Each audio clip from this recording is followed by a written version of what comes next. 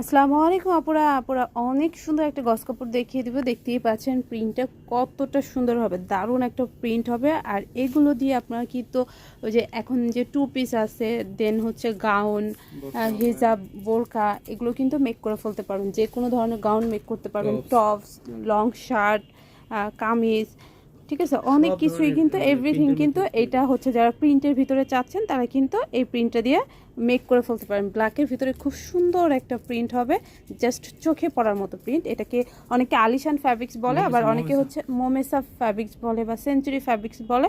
এটা হ্যাঁ, Dubai cherry ফ্যাব্রিক্সের মতো। এটা কিন্তু সুতিও না, কটনও না, এটা দুবাই চেরি ফ্যাব্রিক্সের মতো। যারা দুবাই চেরি ফ্যাব্রিক চেনেন তারা জানেন লাইট ওয়েট হবে এবং অনেক কমফোর্টেবল হবে।